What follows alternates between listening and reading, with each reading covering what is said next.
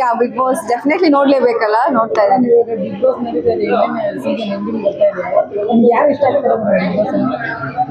Actually ಇಲ್ಲಿವರೆಗೂ ಬಂದಿದ್ದಾರೆ, 100 days cross ಮಾಡಿದ್ದಾರೆ ಅಂದ್ರೆ ಡೆಫಿನೆಟ್ಲಿ ಅವರೆಲ್ಲ ತುಂಬಾ ಡಿಸರ್ವ್ ಇರುವಂತವ್ರೇನೆ. ಬಿಕಾಸ್ ತುಂಬಾನೇ ಕಷ್ಟ ಆ ಮನೇಲಿ ಅಷ್ಟು ದಿನ ಸರ್ವೈವ್ ಆಗಿ 100 days ದಾಟಿ ಬಂದಿದ್ದಾರೆ ಅಂತ ಅಂದಾಗ, ಸೊ ಪ್ರತಿಯೊಬ್ರು ಡಿಸರ್ವ್ ಇದ್ದಾರೆ, ಪ್ರತಿಯೊಬ್ರು ಚೆನ್ನಾಗಿ ಆಡ್ತಾ ಇದ್ದಾರೆ.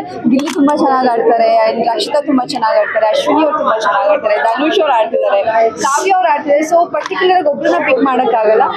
ಅಂಡ್ ಯಾರು ಗೆಲ್ಬೇಕು ಅಂತ ಅನ್ಕೊಂಡಾಗ ಗಿಲ್ಲಿ ಅಂತ ಹೇಳಕ್ ಇಷ್ಟಪಡ್ತೀನಿ. ಬಿಕಾಸ್ ಫ್ರಮ್ ಡೇ 1 to ಇವತ್ತವರೆಗೂ ತುಂಬಾ ಕನ್ಸಿಸ್ಟೆಂಟ್ ಆಗಿ, ಸ್ಪಾಂಟೇನಿಯಸ್ ಆಗಿ ಅಂಡ್ ಎಂಟರ್ಟೈನ್ ಆಗಿ ಆ ಮನೇನ ತುಂಬಾ ಒಂದು ಜೋಶ್ಫುಲ್ ಆಗಿ ಇಟ್ಕೊಂಡ್ ಬಂದಿರುವಂತ ಕಂಟೆಸ್ಟೆಂಟ್. ಸೊ ಅವ್ರಿಗೆ ಒಳ್ಳೇದಾಗ್ಲಿ ಅಂಡ್ ಎಲ್ರಿಗೂ.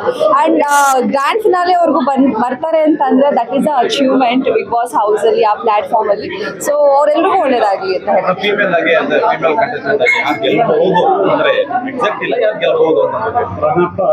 ಫೀಮೇಲ್ ಕಂಟೆಸ್ಟೆಂಟ್ ಆಗಿ ಹೇಳ್ಬೇಕು ಅಂತಂದಾಗ ಶ್ರುತಿ ಮ್ಯಾಮ್ ಬಿಟ್ರೆ ಅದಾದ್ಮೇಲೆ ಯಾರು ಗೆದ್ದಿಲ್ಲ.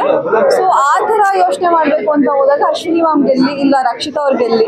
ಬಿಕಾಸ್ ರಕ್ಷಿತಾ ಪುಟ್ಟ ಹುಡುಗಿ ಆದ್ರೂ ತುಂಬಾ ಕೇಪಬಲ್ ಇರುವಂತ ಕಂಟೆಸ್ಟೆಂಟ್. ಅಂಡ್ ಅಶ್ವಿನಿ ಮ್ಯಾಮ್ ಕೂಡ ಎಲ್ರಿಗೂ ಅಷ್ಟು ಕಾಂಪಿಟೇಟಿವ್ ಆಗಿ ಬಂದು ಇವತ್ತು ಫಿನಾಲೆವರೆಗೂ ಬರ್ತಾ ಇದ್ದಾರೆ ಅಂತ ಅಂದಾಗ ಡೆಫಿನೆಟ್ಲಿ ಅವರು ತುಂಬಾ ಡಿಸರ್ವ್. ಅವರಿಬ್ರು ಗೆದ್ರು ಖುಷಿ ಆಗಲ್ಲ. ಭಾವಸಿಂಚನ ಯೂಟ್ಯೂಬ್ ಚಾನಲ್ಗೆ ಆಲ್ ದಿ ವೆರಿ ಬೆಸ್ಟ್. ಒಳ್ಳೇದಾಗ್ಲಿ ನಿಮ್ಗೆ, ಒಳ್ಳೊಳ್ಳೆ ಅಪ್ಡೇಟ್ಸ್ ಗಳನ್ನ ಕೊಡ್ತಾ ಇರಿ ಕರ್ನಾಟಕಕ್ಕೆ. Thank you so much.